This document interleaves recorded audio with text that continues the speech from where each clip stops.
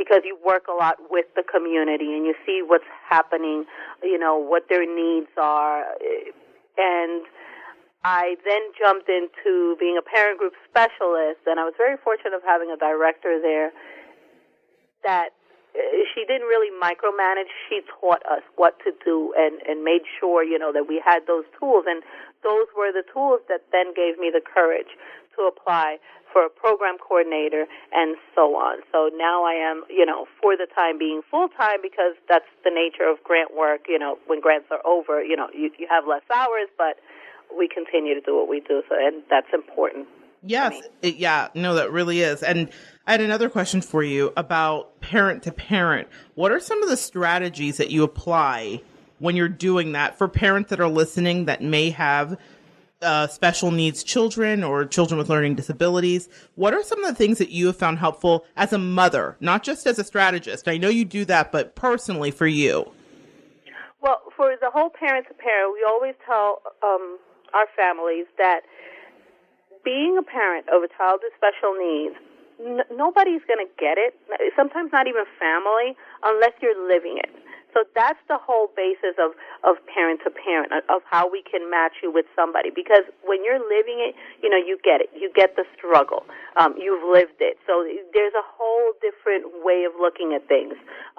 We try to empower parents, encourage them on doing engagement and leadership and going to support groups, but not just going to the support group. They have to understand that once you're there, you can mingle with people and you can find connections other than, they're the parent of a child with special needs. I mean, it is a bonus because they do understand your child, so that always helps out.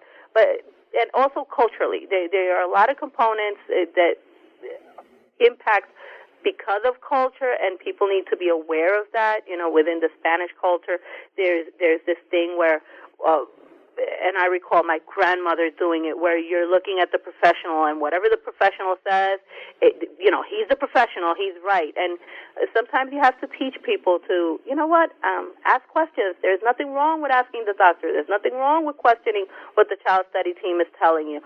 So all of those strategies we put in place. Another thing we do a lot is the telling your story. So it's when I stand there, I'm an open book. I will tell my story just to show parents, I've gone through what you've gone through.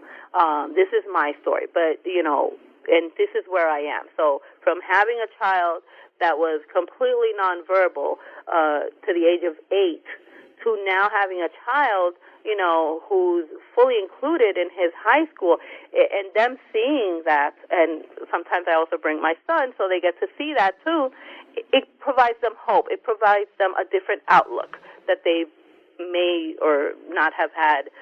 So that's something, that we do. And it's about, social capital. It's not what you know, it's who you know. So those are things that we apply to what we do under parent to parent. Okay. Now, you said an interesting thing about social capital just now. It was a little blurb there, social capital. For parents that are listening and have no idea how to increase their social capital or even what it is, how can you give them 3 ways that they can up their social capital? Well, one of the things is, and I'm always pro-inclusion.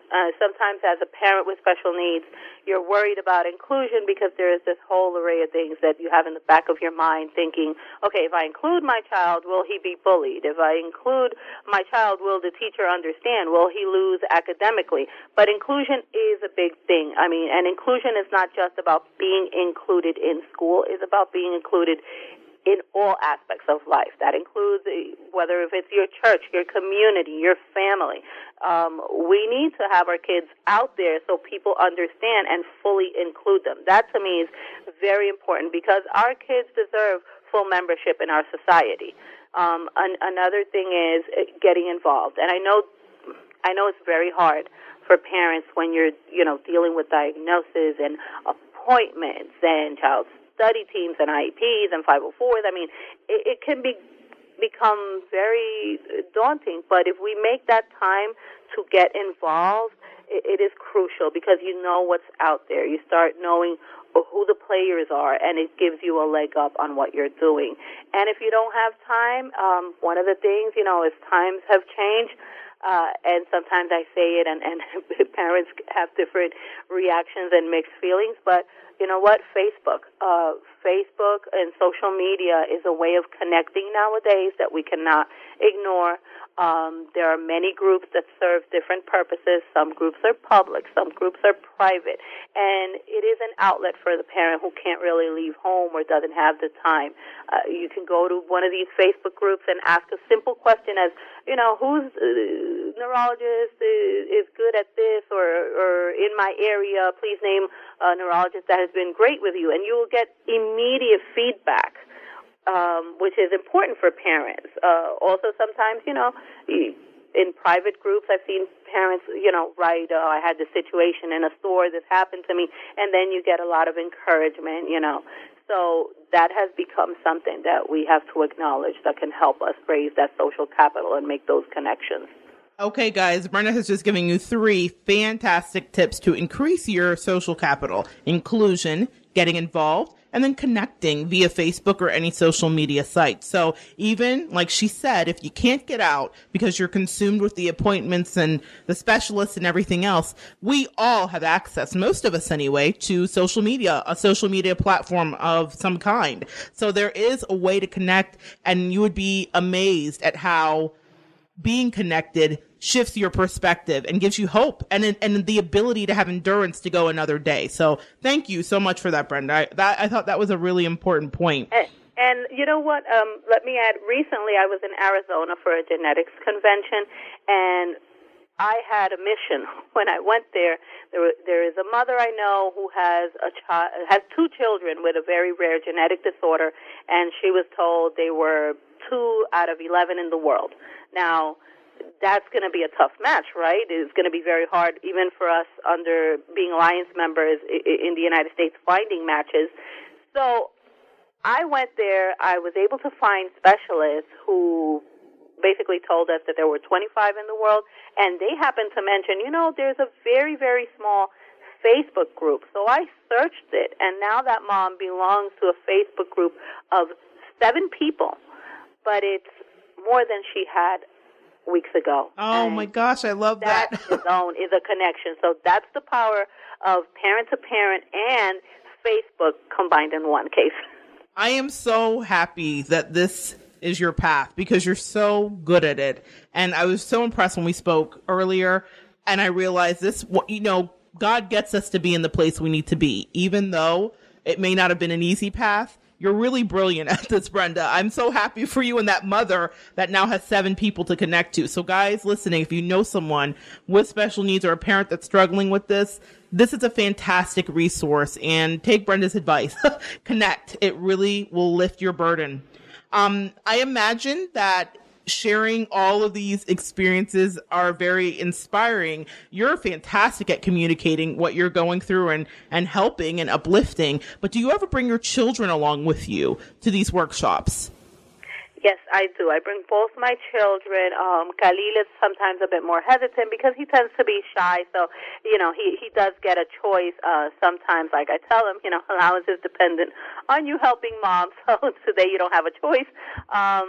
But Norberto he just loves coming to the groups. He reminds me, there's a group tonight, are we going? And he just loves being there, and he's actually befriended every mom from the Facebook groups on his Facebook page as well. Awesome. Because he loves to do that. He loves to be there. And then this year we had, in September, we did the Fathers Conference, which is a conference we do solely for the dads and or male caregivers and male siblings. And my kids were able to present with me. It was very small, but they had a role in presenting with me a workshop. So from that it grew that Norberto now there is a workshop where he comes out with me and he does present. And he loves it. It's helped. It's part of the fact that he's been included, and his history teacher is always doing presentations. So it all, you know, came full circle in him presenting with me. So that's an incredible testimony, Brenda, because a lot of people think if I have a child with special needs, they might have to be hidden away. That's something that I remember talking to parents about and trying to encourage them, even though I didn't have your level of expertise. No. Have them be part of the world.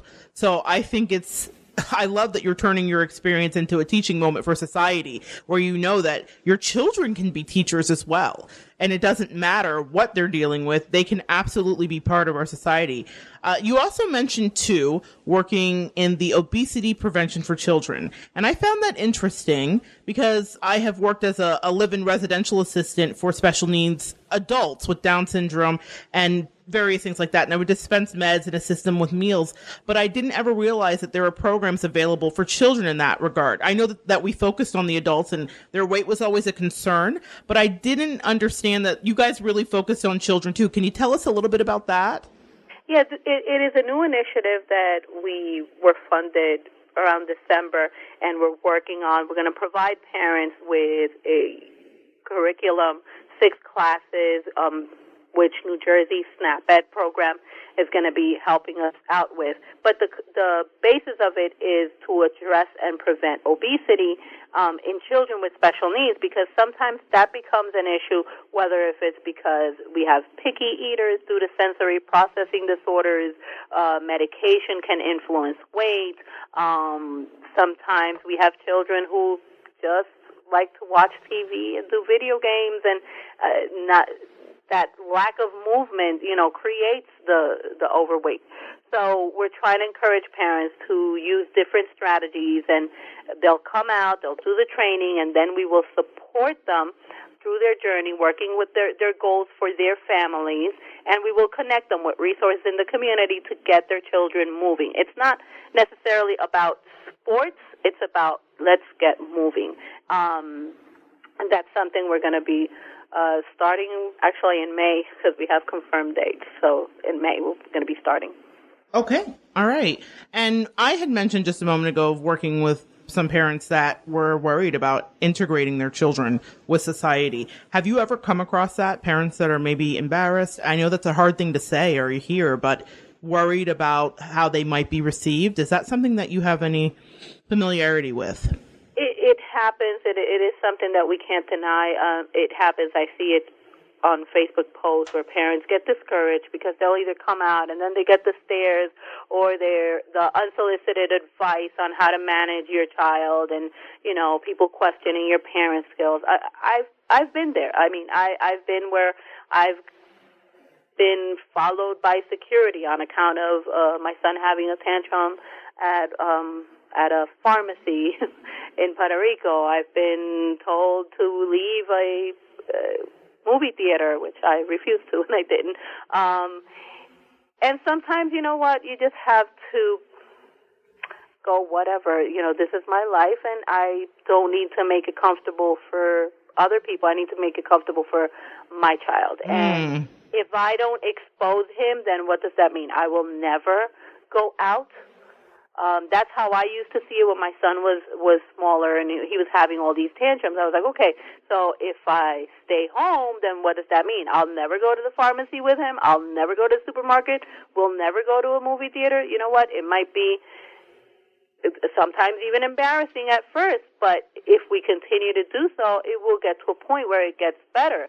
And right now, my son plans his trips to the movies with his friends. So, you know what?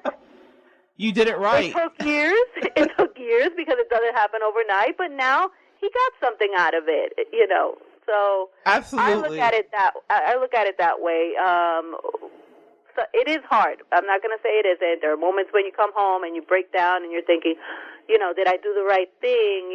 Should I just not put him through that? But sometimes, if you know your child well enough, you know when you can push. And I knew that was what my son needed, a little push and a little redirection. And I, as a mom, had to just forget about the stares and keep going. I really appreciate your honesty here, Brenda, and vulnerability, really, because a lot of parents don't want to admit these feelings and they feel shameful. And when I have counseled some parents, they have felt shame about it. And I think they may feel that shame because it's hard to think that, as parents are listening now, that it may be a feeling that you experience. So I think by you saying this, you're giving them permission to feel their feelings, but also know that there's a way to push forward. And that's what I love about your message is, okay, yes,